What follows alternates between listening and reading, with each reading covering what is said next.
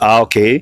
Nazungumza kuhusu Maduro pamoja na Amerika, mzozo uliotokea na kuchukuliwa na kwenda kufunguliwa mashtaka. Ni kwa nini hasa na ni sababu gani zilizosababisha yeye kuchukuliwa? Ieleweke wazi kwamba superpower Amerika ndio inatawala dunia kwa sasa, kwa mujibu wa maandiko katika kitabu kile cha Danieli sura ya 7. Tunasoma pale mlango wa kwanza mstari wa 2 kuendelea. Nikaona kondoo mume akisukumwa na beberu. Ina maana beberu kwa lugha ya kinabii, huyu ni mtu ambaye hajaokoka ama nchi. Alafu sasa katika ule unabii tunaona kabisa kwamba ni Marekani, na watu wale walisukumwa wengi ni Wakristo. Leo hii taifa hilo la magharibi ambalo ni America, United States, ndilo linatawala dunia. Wameweza kumchukua Nicolas Maduro na kumfungia katika gereza na tayari kumfungulia mashtaka. Shida ni nini? Na ni nini kinachosababisha mzozo huu uendelee na kupanuka? Kitu cha kwanza, dunia yetu kwa uchumi imeshikwa na Amerika kupitia biashara zote za silaha, mafuta na nini. Ieleweke wazi kwamba nchi hii ya Maduro ambayo ndio Venezuela ndio iliyo na mafuta mengi zaidi duniani. Kwa hivyo kitu kimoja kikubwa ni kuzuia mikono ya Russia na Uchina kufikia kuongoza ama kutawala soko halali la mafuta duniani.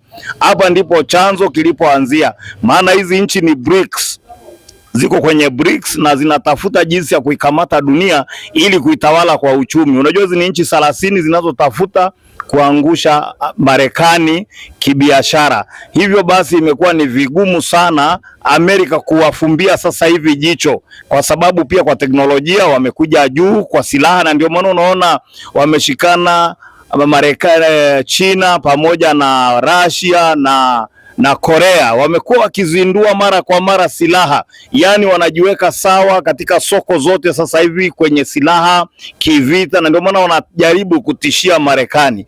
Lakini hata wakiwa hivyo hawawezi kuisumbua Marekani, maana Marekani ina uwekezaji katika neno la Mungu pia.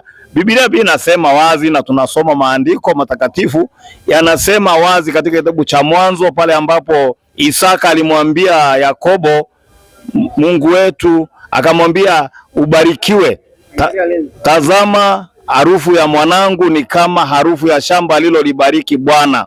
Kwa hivyo atakaye kubariki abarikiwe, na atakaye kulaani alaaniwe. Sasa Amerika alishagundua tangu mwanzo, haya mataifa yakiwa yamelala, kuzizoa baraka za Mungu, na vitu vyote vilivyoko chini ya jua vimetengenezwa na kuumbwa na Mungu.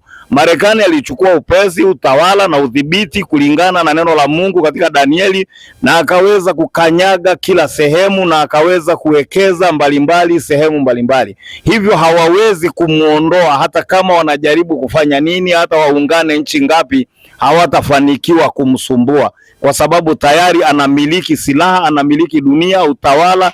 Yeye ndiye baba wa demokrasi, yeye ndiye mkuu katika wakuu wote. Kwa hivyo ndio sababu ya hiyo vita unayoiona inapoendelea. Basi kwa mengi na machache haya tutazungumza zaidi katika chaneli zingine zijazo katika Sauti ya Kinabii. Asanteni sana.